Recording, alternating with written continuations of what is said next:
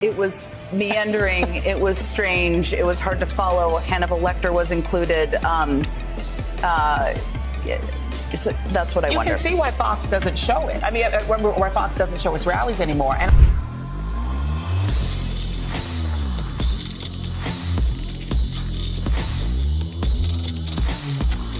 You've heard me say for a long time that cell phone service with Pure Talk is half the cost of Verizon, AT&T, and T-Mobile. You hear just $20 a month for unlimited talk, text, and plenty of data, and you might be thinking, what's the catch? There's nowhere Pure Talk can offer cell phone service that doggone cheap. I say just ask 1,000 of listeners who have already switched. They are loving that they're on America's most dependable 5G network.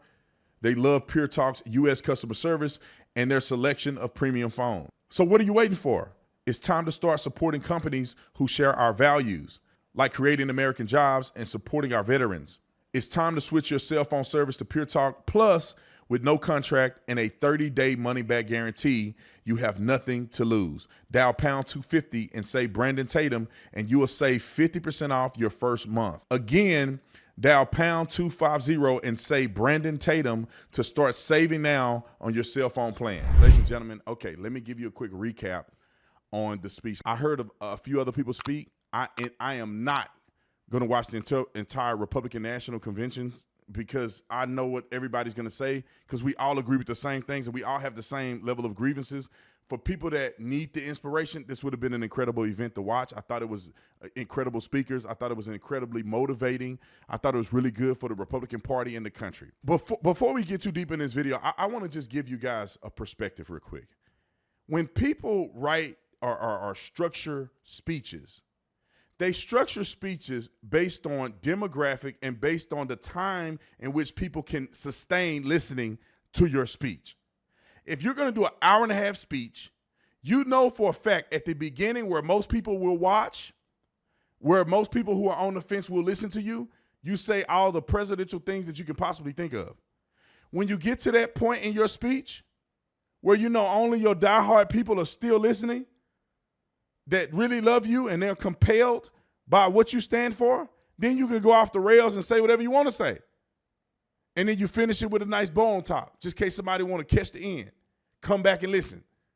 But I don't think that Donald Trump's speech structure was bad, because ain't nobody on the left, in the middle, that kind of like him is going to listen to him past 20 minutes.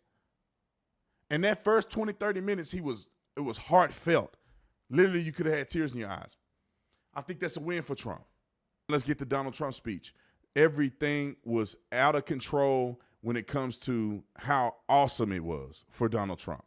He came out, Dana White gave him the alley-oop. He came in and went bow, right? He kind of hurt his wrist when he did it, but he went bow. Let me tell you why I say that. Dana White introduced him. He came out. I almost started tearing up when I saw him come out with the big Trump in the background and all of that. It was beautiful. It was amazing. Donald Trump, at the beginning of his speech, he started out, it was absolutely amazing. And I said, these liberals going to cry themselves to sleep all night long. How can you argue with the man talking about his experience getting shot in the ear? And then he goes over to the fallen former fire chief and kisses the monument that was there in show of love and respect for that man's life. I almost cried during that. And then Donald Trump did what Donald Trump normally does. It don't change how I feel about him. To be honest, I'm shocked that man at 78 years old can stand up there and talk for 3 hours, or however long he was talking. He had to have been talking for at least 2 hours. I don't think that was a bad thing in my opinion. But I do think that he could have avoided doing that. Right now, the liberals got something to talk about. Oh, he mentioned Hannibal Lecter. Yeah, he was talking about Silence of the Lamb and I think it was Silence of the Lamb, right? Hannibal Lecter, that was in Silence of the Lamb, whatever that storyline there. He was talking about that, talking about the movie. He made a joke and it was funny. But you know, they talking about Hannibal Lecter was mentioned. Shut the front door. And I thought that he said a lot of funny things. I thought he said a lot of incredibly encouraging things, even when he was off teleprompter. It just went too long. And then at the very end, he closed it with a nice bow on the top. All his family came out there. Man, it was a masterclass. I think he get an 80% in my opinion. He would have got 100% if he would have just stayed on the script. He would have showed his emotions, towards the fallen gentleman. who lost his life in that rally. He could have just continued to talk about American unity and American hope and dreams and what he's been able to accomplish. Put the thing on the screen where he almost died, presenting the immigration policy thing. He would have walked away with a 100. For all of America, not half of America, because there is no victory in winning for half of America. So tonight, with faith and devotion, I proudly accept your nomination for President of the United States. Thank you. And moved my right hand to my ear, brought it down. My hand was covered with blood, just absolutely blood all over the place. I immediately knew it was very serious, that we were under attack, and in one movement proceeded to drop to the ground.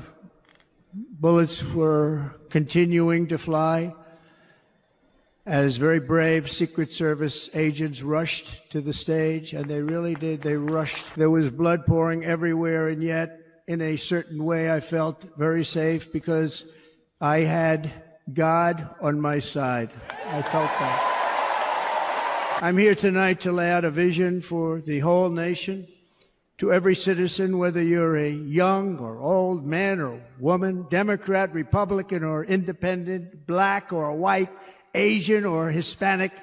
I extend to you a hand of loyalty and of friendship. Together we will lead America to new heights of greatness like the world has never seen before. We were right there in the first term. So tonight, I make this pledge to the great people of America. I will end the devastating inflation crisis immediately, bring down interest rates, and lower the cost of energy. We will drill, baby, drill.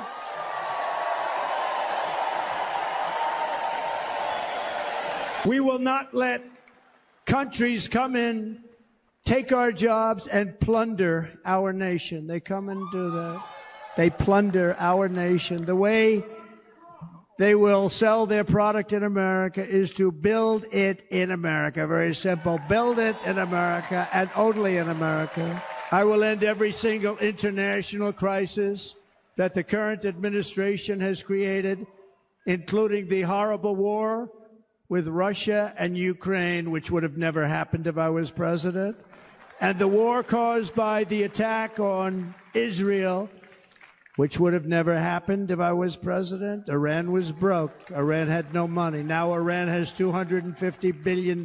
They made it all over the last 2.5 years. They were broke. Tonight I ask for your partnership, for your support, and I am humbly asking for your vote. I want your vote. We're going to make our country great again. Every day I will strive to honor the trust you have placed in me, and I will never, ever let you down. I promise that. I will never let you down. To all of the forgotten men and women who have been neglected, abandoned, and left behind, you will be forgotten no longer. We will press forward, and together we will win, win, win.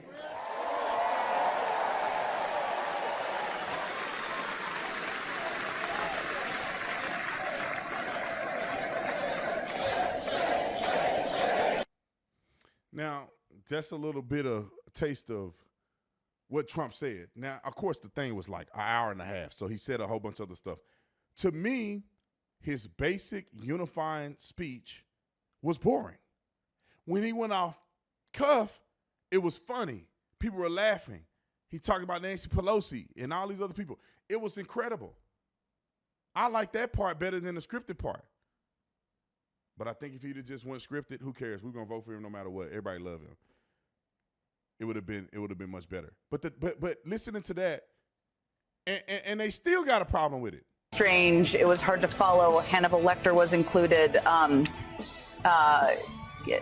So that's what I You wonder. can see why Fox doesn't show it. I mean, why Fox doesn't show its rallies anymore. And I think for most Americans, they don't experience the rallies. There's a roving group of people who go to each of the rallies, so they experience this. Tim Alberta tweeted, the reporter from Tim Alberta tweeted, I'm standing 10 feet from the stage in a sea of diehards, and some are getting restless, checking phones, stealing glances at the teleprompter, whispering. A speech like that is about indulging the man giving it. Yes. When you've been told that every word that pops into your head is worth saying and everybody wants to hear it, you put that many words out. Yeah. If he had just Yeah, he put that many words out. Joe Biden can't put a third of those words out because he'll croak on the stage. I'm impressed that Donald Trump can do what he does. I think he need to tighten it up a little bit. But if he doesn't tighten up, I'm still voting for him. stayed with that unity message, he might have caused some problems, but he just could not help himself.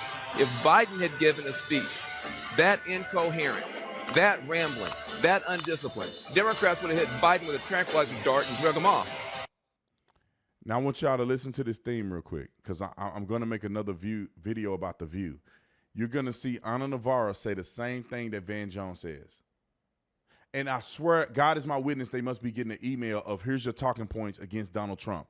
That like nobody involuntarily or spontaneously thinks about Trump and say, if Biden gave a speech like that, they would get him off the stage. Nobody consistently thinks of that across the board. That's like a one-off thought. But you hear all the Democrats saying the same thing. If Biden would have been incoherent, because they don't think you listen to the speech. So you think, oh, man, he must have went off the rails. Oh, my God, I was thinking I like him. Now he's back to being crazy. But if you listen to the speech, you'll know that's not true. I'm going to play the speech here in a minute. I'll give you some highlights. Roll the clip. So we're now back into a normal campaign dynamic where Trump took what was the most energetic convention and he was boring. He took the most disciplined convention. He was undisciplined. He basically was the worst part of his own convention. And so that actually is the first good thing that's happened for Democrats. This guy can be beaten. This is not a juggernaut candidate. This is not, Ali in his prime or anything. This guy can be beaten. When he got to Hannibal Lecter and all of that, it was like, this is not really even the same old Donald Trump. This is a Donald Trump who is more meandering, who is less focused, who is less able to stay on a theme, who had a layup to make last night and couldn't, and flubbed the layup. 10 minutes. They just say, listen, they just talking out their ashy elbows because Donald Trump always does this. I've been to a ton of his rallies. That's why I don't watch his rallies no more, because the man can ramble. And I already know, I already agree with him. I already agree with policies that he's going to implement. I think he's great. I don't need to watch him say it for 3 hours every time he has a rally. But the man, that's what he does. So out of one side of their mouth, they go, oh, my God, we thought he was going to do something great, and he fluffed it.